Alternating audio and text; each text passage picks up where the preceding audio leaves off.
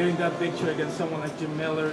How emotional are you right now? You know what? To be honest, I'm not too emotional. You know, I put the hard work in.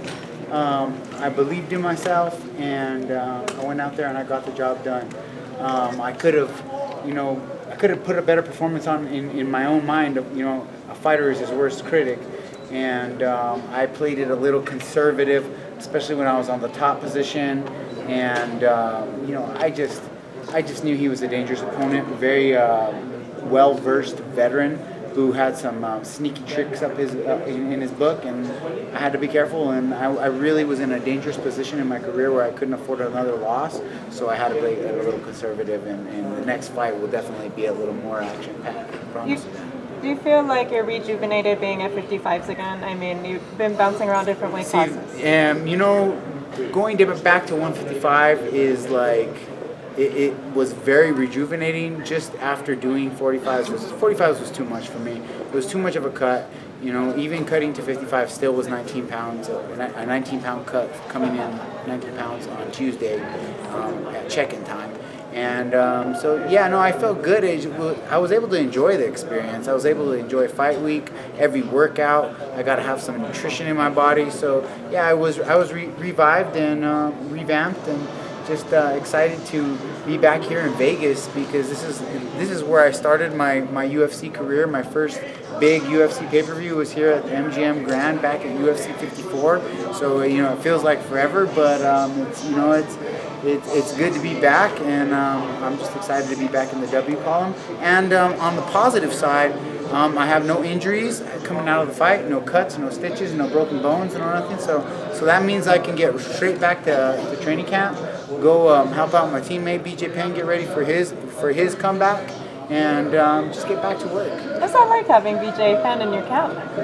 It's amazing, man, because we were always friends, but we never would train together because we're like, oh, we're gonna fight one day, so we better not train together. And when he decided to come to Greg's, I was the one who I think sealed the envelope when it came to him fully committing to moving his life to Albuquerque for a while to go at it again. He's my boy, and he helped me for this one. I'm going to help him for his fight, and it's just a different dynamic that we have because we went to war against each other. We have a tremendous amount of respect for each other, and he understands, and I understand the ups and the downs of mixed martial arts, and we're both relatively in the older age group, so it's like, come on, man, let's motivate each other, let's lift each other up, let's believe. You believe, I believe in you, you believe in me, let's do this together. This was your 17th career win in the UFC by decision. I don't know if you know this, but that's actually a UFC record. Oh, wow. Yeah. Well, hey, there you go, making history. Try to be the first one to win in 4 divisions. Didn't go my way, but I'm pretty sure I'm not going down to 45 again. But how does that make you feel, though, knowing that you've had all these fights where they have gone the distance and you're still coming out on top? It's quite the feat, I would say. You know what? It is, because this organization is what makes it such a feat, because it is the best organization in the world. It is the best fighters in the world, and even some of the best, even like Fabricio Werdum, he's been gone, and he got cut and had to go in other places, and there's been a lot of other fighters. Vitor Belfort, he took his route to Japan. BJ, a lot of the greats have came to UFC and left UFC and came back to UFC, but I'm probably the longest staying veteran that actually stayed and made it and was never released from the company. Absolutely. Is there anyone you want to fight next? You're back at 55. There's lots of options. You fought so many guys in this division already. Is there anyone you have in your mind? You know what? There is. I do like the Joe Lozon fight. We both they made it a couple years back in November. He got injured, I got injured, and we didn't get to do the fight. But the fans really loved that fight, so that's a fight probably that I think is more than likely going to happen. He wants to fight, I want to fight, and he was going to fight me here on this card, but his hand was broken. So we'll see. Maybe Jim Miller, maybe Gilbert Melendez too. There's so many good 155 pounders out there, and a lot of big names. We'll see what happens. you had a good experience with the crowd in Monterrey, Diego. That fight with Joe Lawson a couple of years ago was going to happen in Mexico City on the first UFC card there. The UFC will probably return to Mexico City later this year. Would you like to have the Joe Lawson fight in Mexico City where it was first? You know what? I would love to have my fight in Mexico City. I love Mexico. I love the culture. It's like my favorite place in like all the world. Like straight up, no lie. Best food, best tequila. I love Mexico. But the taxes were a little rough out there, and so I'm gonna try to stay home here in America, stay home in Vegas if I can. But you know what? Like I said though, if the UFC needs me, I'm there. I'm a company man, and I'm here to fight for the company and the organization. What about fighting in Canada? You've never fought there in your career. We got some awesome fans up there in the Great White North. What do you think about fighting up there? That would be a dream come true. I actually, when my trips that I've made up to Canada, I mean, diehard, the best UFC fans that are diehard, man. Like, I went up to the Expo a couple times. I was there when Jake Shields fought GSP, and you guys are great up there. I'd love to fight there. We've mentioned BJ Penn and Joe Lozon and Jim Miller and others. Is it hard for old school warriors like you guys to evolve with the sport? I mean, the sport is changing so fast. Do you feel like it's hard to stay on top and keep up with the latest trends in MMA? You know what? It is. It is hard to stay with it, but the thing is this, you know, you fight long enough, and you fight for a long enough time, and you have enough fights, you're going to run into bad luck, you're going to have a hard weight cut here, you're going to take a body shot, you're going to go into a fight with a hurt foot. You know, there's always so many variables in this sport that you can't just say, oh, the guy's not evolving here, the guy's not evolving there. And sometimes the guy's trying to evolve here so much, like for me, for instance, training, striking so much, getting away from my wrestling, getting away from my grappling. It's a give-take in this sport, and guys are going to have their good strides, the guys are going to have their low strides, and it's going to be ups and downs, and that's how the sport goes. But you know, I think as long as you can maintain health, number one, and stay healthy, and take good care of yourself, and continue to train with the best in the world.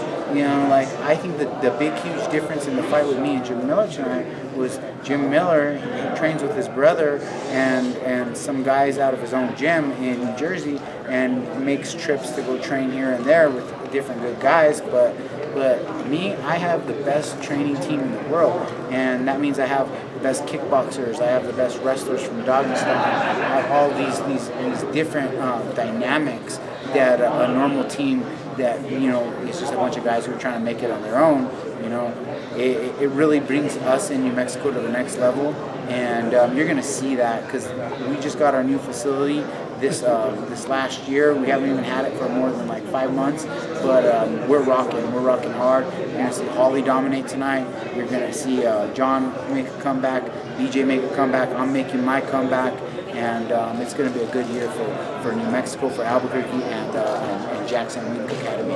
What does it mean for you to be the last man standing from the first season of Ultimate Fighter? You could have never imagined that you'd be the only one left from there, right? You know what? I always knew I was going to be something in this sport, and I give the credit to God because I feel like everybody's composed differently genetically. Some guys are tougher than others. You know, some guys, you know, they're made of glass, and you know their knees are blowing out every 5. You know, and you know, some guys just have bad luck. I don't know, but all I know is that God made me durable. I'm made tough. I'm Sanchez tough, and I'm still around, and I'm still healthy, and I have to accredit that to also taking care of myself.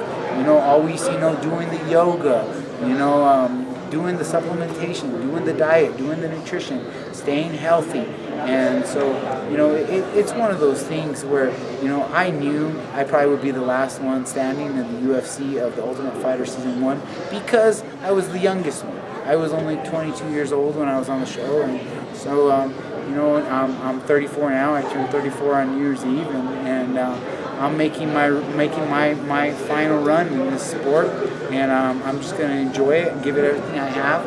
And I think I found my true home at 155. But what I would really like to see happen in the sport is I think it should be fit. They want us to be healthier with the weight cutting, so I think they need to make it every 10 pounds. You know, because 125, 135, 145, 155. Then we get the big jumps to 170 and 185, and those are the more average sized men. If you look out here, we see these men, 190, 170, 165. These guys are the average sized men, and yet we have to make a decision where it's a big time jump, or you get big huge guys like Brandon Thatcher who are cutting down to 170, or you get guys who are just making unhealthy and it's affecting their performance and their health. And something that I'm learning now, I work with Cerebrum Health Centers out in Dallas. They fix a lot of the NFL concussions, and it's all about balancing the right and left hemispheres of the brain, and they do CAT scans, they do all kinds of crazy stuff. They fix people with Alzheimer's. It's really a evolving technology that they have out there. And so like I'm out there doing that, taking care of my brain health, and I'm realizing the stuff that they're teaching me, not only in diet and nutrition and stuff that you put into your body that causes inflammation in the brain, but dehydration is very, very bad for us, especially as fighters who are getting hit in the head. Dehydration is the worst thing that we could do. And so I'm hoping that we'll make it at least a minimum of every 10 pounds, and it makes for more of those big, huge super fights anyway, of champion versus champion, that, all the MMA fans love to see those champion versus champion fights, and I think it would be great for the sport. I want to be an ambassador for it. If it was to happen, I would look to probably fight at 165, and I would like to see the rest of the MMA community and the fighters only cutting 10 pounds. I think that all the fighters would be healthier, and it would just be better for the sport. I think it's something that we're already adopting, and that it's in the process. But I think that without having a fairness to the weight class limits, it's not going to happen. So 15 pounds is crazy. That's too much weight. And when do you see like the UFC come around to that line of thinking and making those changes? I think it's a matter of time. We have USADA on board. They're taking care of us. We're getting better at it. The guys are cutting less weight already. Things are starting to move in the right direction, and people are starting to realize, like, look, you guys got guys like Conor McGregor coming from 145 to 170, and being able to fight like that and be competitive. Yeah, this is something that will continue to happen if guys start to not cut as much weight, start toning it down. And I think 10 pounds, 10 pounds, you cut that in the morning and go make weight and you're good. You're not having to be dehydrated for a whole week. All right, thanks guys. Thanks, Diego.